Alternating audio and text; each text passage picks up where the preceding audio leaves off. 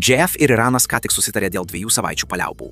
Ir nors pasaulis atsikvėpė su didžiuliu palengvėjimu, vienas žmogus yra visiškai įsiutęs. Ir jo vardas Vladimiras Putinas. Tai kodėl Rusija būtų supykusi dėl susitarimo, kuris gelbsti gyvybės ir mažina naftos kainas? Na, atsakymas slypi paliaubų smulkiame šrifte, pasaulinės naftos srautuose ir užkulisinėse galios kovose. Tai, kas atrodo kaip taika, tyliai mažina Maskvos karo pajamas, o šalis, kurią Putinas manė jam padedanti, galbūt ką tik ištraukė jam kilimą iš po kojų. Taigi pasinerkime į blogiausias naujienas, kurias Kremlius patyrė nuo tada, kai suprato, kad Ukraina nepasiduos. Prezidentas Trumpas sukūrė šią akimirką. Iranas maldavo šių paliaubų ir mes visi tai žinome. Prezidento žodžiais, šis rytas – didelė diena pasaulio taikai. Balandžio 8-ąją Donaldas Trumpas paskelbė, kad Jungtinės valstijos susitarė dėl 2 savaičių paliaubų su Iranu. Tai neatsirado iš niekur. Tai įvyko prieš pat jo nustatytą terminą, kai jis buvo įspėjęs Iraną, kad šis susidurs su rimtomis pasekmėmis, jei nesilaikys susitarimo. Nuo pat pradžių tai nebuvo geros valios klausimas. Tai buvo spaudimas, ir tas spaudimas privertė imtis veiksmų. Vašingtonas pateikė vieną aiškų reikalavimą. Atidarykite Ormūzo sąsiaurį arba susilauksite smūgių į svarbiausią infrastruktūrą. Iranas sutiko, bet atsargiai ir apgalvotai. Iranas nutrauks raketų atakas ir leis laivams saugiai judėti, bet tik tuo atveju, jei amerikiečių smūgiai taip pat liausis. Iškart matote, koks čia balansas. Tai nėra pasitikėjimas, tai nėra taika. Tai dvi pusės, kurios tuo pačiu metu žengia atgal, abi atidžiai stebi vieną kitą, laukdamos bet kokių silpnumo ženklų. Dėl to įtampa niekada iš tikrųjų neišnyko. Per kelias valandas Irano aukščiausioji nacionalinio saugumo taryba aiškiai pasakė, kad tai laikina. Nesusitarimas, ne pabaiga, tik taktinė pauzė. Tas vienas paaiškinimas yra svarbus, nes jis pakeičia, kaip vertinate visą situaciją. Tai parodo, kad viskas gali bet kurią akimirką vėl įsiplieksti. Tuo pačiu metu čia yra dar vienas sluoksnis, kurį lengva praleisti, bet jis nemažiau svarbus. Šis susitarimas neatsirado savaime. Jį į priekį stūmė Šabazas Šarifas, kuris įsikišo ir pavertė Pakistaną tiltu tarp Vašingtono ir Teherano. Pakistanas labai didžiuojasi savo vaidmeniu, kurį atliko pasiekdamas šią išskirtinę sėkmę, kuri nebūtų buvusi įmanoma be Pakistano diplomatinės komandos profesionalumo ir atsidavimo. Derybos jau numatytos prasidėti Islamabade, o tai reiškia, kad tai nėra pabaiga. Tai yra pereinamasis laikotarpis. Konfliktas persikelia nuo raketų prie derybų stalų, tačiau spaudimas vis dar išlieka. Dabar, kai atsitraukia nuo diplomatijos ir pažvelgia į tai, kas vyksta vietoje, čia istorija iš tikrųjų atsiskleidžia. Kaip jau žinote, prieš paliaubas Iranas iš esmės buvo uždaręs Hormūzo sąsiaurį kelioms savaitėms. Tai nėra paprastas vandens kelias. Juo kiekvieną dieną plukdoma beveik 1/5 pasaulio naftos. Taigi, kai jis užsidaro, tai nėra vietinė problema. Ji beveik akimirksniu tampa pasaulinė. Ir būtent tai ir įvyko. Teheranas pasirūpino, kad visi suprastų. Blokada buvo ne tik grasinimas. Teheranas perspėjo, kad bet kuris laivas, bandantis praplaukti per Hormūzą, gali tapti taikiniu. Tačiau vėliau tai įrodė žingsnis po žingsnio. Mažesni laivai buvo persekiojami, o įgulos pranešė apie vos išvengtas atakas. Tačiau tikrasis šokas atėjo kovo 11-ąją, kai po Tailando vėliava plaukiojantis Mary Nari buvo pataikytas 2 sviedinių Hormūzo sąsiauryje. Jo variklių skyriuje kilo gaisras, įgulai teko evakuotis, o 3 jūreiviai dingo be žinios. Tai buvo akimirka, kai viskas pasikeitė. Iki tol rinkos reagavo tik į retoriką. Po šio išpuolio rinkos pradėjo reaguoti į realybę, o incidentas pavertė Irano blokadą tikrą krizę. Kai ši riba buvo peržengta, reakcija buvo greita. Draudimo išlaidos beveik per naktį padvigubėjo, todėl laivyba iš karto pabrango. Tanklaiviai pradėjo kauptis prie Omano krantų, laukdami signalo, kuris taip ir nepasirodė. Kitiems neliko nieko kito, kaip tik rinktis ilgąjį maršrutą aplink Afriką. Tai pristatymo laiką prailginant keliomis savaitėmis ir dar labiau padidinant išlaidas visose srityse. Tai, kas prasidėjo kaip karinis veiksmas, greitai virto tiekimo grandinės problema, o iš jos į pasaulinį tiekimo trikdį. Ekonominis smūgis sekė iškart po to. Naftos kainos šoko į viršų ne dėl to, kad trūko pasiūlos, o todėl, kad visur tvyrojo nežinomybė. JAF naftos kaina pakilo virš $112 už barelį, o Brent virš 110. Šalys, kurios stipriai priklauso nuo Persijos įlankos energetinių išteklių, ypač Azijoje, beveik iš karto pajuto spaudimą, kai padidėjo kuro kainos. Europoje vyriausybės pradėjo naudoti avarinės atsargas, kad stabilizuotų padėtį. Indijos gamyklos sumažino pamainų skaičių, nes energijos sąskaitos staiga pradėjo mažinti jų pelną. O ūkininkai visoje Europoje stebėjo, kaip kyla dyzelino kainos, didindamos derliaus gabenimo į rinką išlaidas. Šis spaudimas neapsiribojo degalų kainomis. Persijos įlankos regionas eksportuoja beveik pusę pasaulyje prekiaujamų karbamido trąšų. Laivams įstrigus arba pakeitus maršrutus, šių trąšų kainos greitai šoko į viršų. Ūkininkai Indijoje ir kai kuriuose Azijos dalyse staiga susidūrė su didesnėmis išlaidomis auginti kitą derlių. Tokia įtampa galiausiai atsispindi milijonų šeimų maisto prekių sąskaitose. Su kiekviena nauja antrašte tas rizikos jausmas vis stiprėjo. Iki paliaubų paskelbimo rinka jau buvo įtempta. Kai Donaldas Trumpas patvirtino susitarimą, kainos greitai krito. JAV naftos kaina smarkiai krito, o Brent nafta per kelias minutės pasiekė iš paskos ir nukrito žemiau $100 ribos. Tai nebuvo lėtas koregavimas, tai buvo įtampos atslūgimas, nes baimė, kuri kėlė kainas, staiga dingo. Iš tikrųjų galėjai matyti tą pokytį realiu laiku. Tanklaiviai, kurie buvo įstrigę, staiga vėl turėjo laisvą kelią. Laivai, kurie buvo pasirinkę ilgus aplinkinius maršrutus, pradėjo grįžti atgal. Draudimo išlaidos pradėjo mažėti. Prekiautojams, kurie mokėjo papildomai, kad apsisaugotų, to nebereikėjo daryti. Vos per kelias valandas sistema pradėjo persibalansuoti. Ir būtent šis pokytis natūraliai veda mus prie Rusijos. Nors mažesnės naftos kainos daugumai žmonių atrodo kaip palengvėjimas, Rusijai jos reiškia prarastas pajamas. Nafta ir dujos sudaro apie 1/4 jos federalinio biudžeto. Tie pinigai remia karinės operacijas, stabilizuoja ekonomiką ir padeda sušvelninti sankcijų poveikį. Krizės metu didesnės kainos Maskvai suteikė papildomo laiko, be jokios papildomos pastangos. Kiekvienas naftos kainų svyravimas $10 gali pakeisti pajamas milijardais rublių. Ir būtent taip jiems ir nutiko. Ilgalaikis kainų kritimas smarkiai sumažina lėšas, kurių Kremliui reikia, kad viskas veiktų sklandžiai. Taigi, kai po paliaubų kainos vėl nukrito žemiau $100, Azijoje ir Europoje pajustas palengvėjimas atsispindėjo staigiu Rusijos biudžeto perspektyvų sugriežtinimu. Maskva tyliai džiaugiasi chaosu, kol rinka nusprendė kitaip. Ir dabar Putinui belieka stebėti, kaip jo naftos gelbėjimosi ratas traukiasi, kol jis tikrina naujausias diagramas.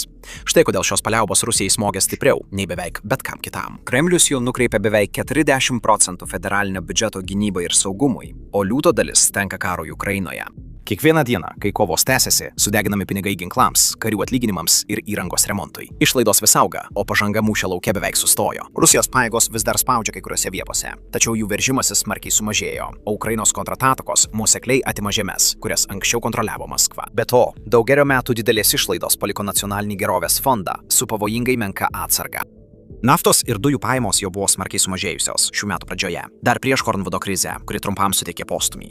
Dabar tas gelbėjimosi ratas nyksta. Putinas paprasčiausiai negali spausdinti daugiau pinigų ar skolintis be galo, nesukeldamas didesnės infliacijos, kuri dar labiau spaudžia paprastus rusus, jau susiduriančius su vis labiau įtemptais biudžetais. Štai kur tikrasis smūgis. Papildomi pinigai iš aukštų naftos kainų Maskvai suteikė brangaus laiko išlaikyti karo mašiną, veikiančią be skaudžių vidaus išlaidų mažinimų. Praradus juos dabar, tenka priimti vienus sunkiausių sprendimų. Atimti pinigus iš socialinių programų, dar labiau padidinti mokesčius arba sulėtinti operacijas Ukrainoje. Ne vienas iš šių pasirinkimų Putinui netrodo patrauklus. Vos per kelias dienas susitarimas, kuris atnešė palengvėjimą likusiam pasauliui, tyliai tapo vienu didžiausių finansinių smūgių, su kuriais Kremlius susidūrė per pastaruosius mėnesius. Jei tau patinka stebėti, kaip Putino naftos pajamų srautas mažėja realiu laiku, paspaus patinka ir prenumeruok. Mes tik pradedame.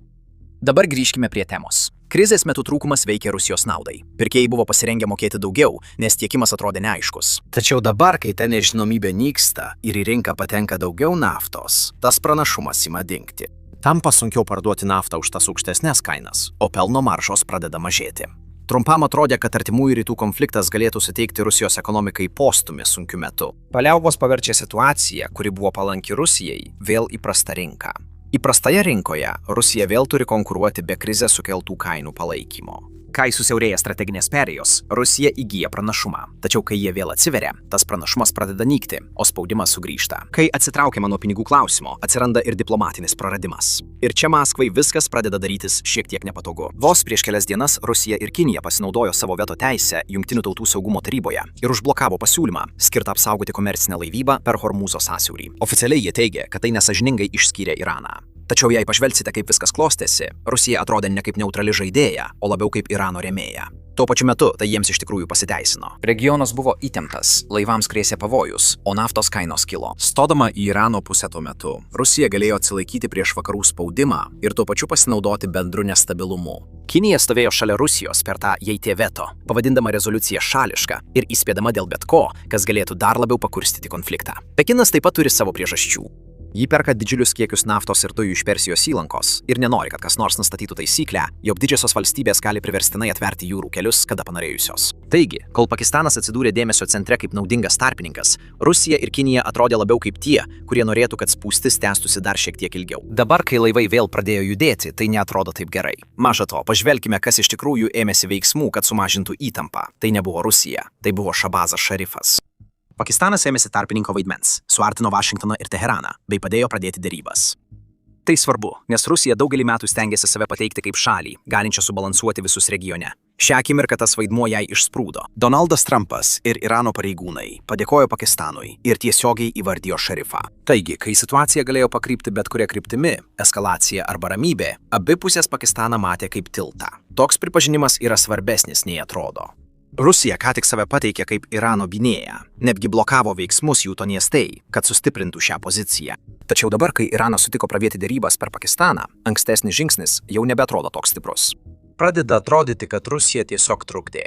Vos per kelias dienas Rusija iš pagrindinio veikėjo įtemptoje situacijoje tapo pašalinė, kai viskas nurimo. Diplomatijoje tokį pokytį sunku ignoruoti. Dabar pažvelkime atidžiau į sąlygas, nes čia viskas pradeda atrodyti kur kas mažiau stabilu, nei iš pradžių atrodo. Iš pirmo žvilgsnio viskas skamba gana paprastai. Abi pusės sustabdo veiksmus, laivai vėl juda ir prasideda derybos. Tačiau pažvelgus atidžiau, supranti, kad čia visai nėra pasitikėjimo, viskas paremta spaudimu. Vašingtonas savo reikalavimus laiko griežtus ir neatidėliotinus. Prioritetas aiškus. Atidaryti Ormūzo sąsiaurį, užtikrinti saugų komercinių laivų plaukimą ir nutraukti raketų atakas prieš JAV pajėgas bei sąjungininkus. Mainais. Jungtinės valstijos sustabdo savo smūgius ir atsitraukia nuo puolamųjų operacijų Persijos įlankoje. Iš pradžių tai skamba kaip subalansuoti mainai. Tačiau kai klausotės Donaldo Trumpo ir jo komandos kalbų, tonas pasakoja visai kitokią istoriją. Tai nėra pateikiama kaip pasitikėjimas. Tai pateikiama kaip sąlyga, jei Iranas laikysis paliaubų. Jei tik šiek tiek nukryps, atsakas bus nedelsiant. Pats Trumpas Irano 10 punktų pasiūlymą pavadino tinkamų derybų atspirties tašku. Tarp kitų dalykų, Teheranas nori, kad būtų panaikintos sankcijos, atblokuoti įšaldyti pinigai ir suteikta teisė toliau sodrinti uraną. Jie taip pat nori patys toliau koordinuoti laivybą per Hormūzą ir matyti mažiau amerikiečių bazių regione. Trumpas sako, kad Jungtinės valstijos jau pasiekė pagrindinius karinius tikslus ir yra pasirengusios aptarti ilgalaikę taiką artimuosiuose rytuose. Abi pusės čia teigia pasiekusios savotišką pergalę. Visi šypsosi kameroms, tyliai laikydami pirštus ant veidukų. Kai pažvelgiame į Iraną, vaizdas pradeda plėstis. Teheranas ne tik reaguoja į spaudimą, jis bando formuoti, kas bus toliau. Iranas nori, kad būtų panaikintos JAV sankcijos, atblokuotas įšaldytas turtas, pripažinta jo teisė tęsti urano sodrinimą, išlaikyta įtaka Hormūze, sumažintas JAV karinis buvimas visame regione ir taip pat apsauga jo regioniniams sąjungininkams. Iranas taip pat reikalauja privalomos Jungtinių tautų saugumo tarybos rezoliucijos, kuris įtvirtintų šias sąlygas tarptautinėje teisėje. Toks žingsnis perkelia pokalbį iš mūšio lauko į erdvę, kur Iranas gali išlaikyti svertą dar ilgai po to, kai nustos šaudyti. Kai abi pusės pastatai viena šalia kitos, kontrastas tampa labai aiškus. Jungtinės valstijos yra susitelkusios į tai, kas vyksta šiuo metu. JAV siekia stabilumo, atvirų laivybos kelių ir neatidėliotinų saugumo garantijų. Iranas žvelgia daug toliau į priekį. Jis naudojasi šiuo momentu, kad siektų pokyčių, galinčių pakeisti jo poziciją ilgiems metams. Nors abi pusės tuo pačiu metu atsitraukia, jos tai daro dėl visiškai skirtingų priežasčių. Viena bando kontroliuoti dabartį, kita siekia pakeisti ateitį. Ugnies nutraukimas pradeda atrodyti kur kas trapesnis, nei iš pradžių atrodė.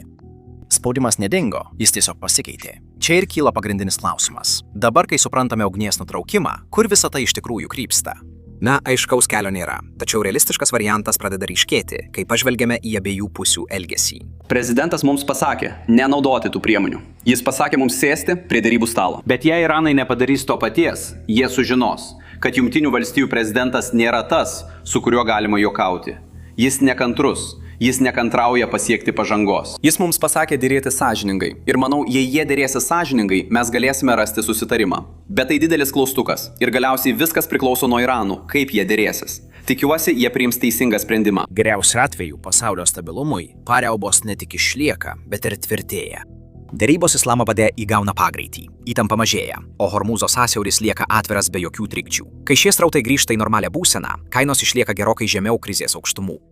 Daugumai pasaulio toks rezultatas atrodo kaip palengvėjimas. Vairuotojai Europoje moka mažiau degalinėse, gamyklos visoje Azijoje gauna atokvėpį dėl energijos kainų, tiekimo grandinės pradeda normalizuotis. Tačiau tuo pačiu metu toks rezultatas tyliai sukuria spaudimą kitur. Rusijai jos turėtas pranašumas išnyksta. Aukštos kainos Maskvai suteikia papildomų pajamų. Kainoms krintant ir tiekimui atsigaunant, šis rezervas sumažėja, priversdama Kremlių priimti sudėtingesnius sprendimus dėl karinių išlaidų, vidaus prioritetų ir kiek ilgai jis gali išlaikyti spaudimą Rusijos ir Ukrainos kare. Jei derybos Islamabade žlugs anksti, Iranas turi aiškų svertą, kurį gali vėl panaudoti. Jis gali apriboti judėjimą per Hormūzo sąsiaurį. Ir kai beveik penktadalis pasaulinio naftos srauto yra pavojuje, rinka reaguoja akimirksniu. Kainos tikriausiai vėl šokteltų iki aukštumų, matytų blokados metu. Sugrįžta karo rizikos priedas, didėja transportavimo išlaidos. Ir staiga vėl atsiranda tos pačios sąlygos, kurios anksčiau padėjo Rusijai. Tada yra trečias kelias, tas, kuris dažnai pasirodo tokiose situacijose. Laivyba atnaujinama, bet ne visiškai. Draudimo išlaidos išlieka didelis, nes rizika nedingo. Rinkos nusiramina, bet niekada visiškai neatsipalaiduoja. Kainos laikosi nerimą keliančiame vidutinėme intervale.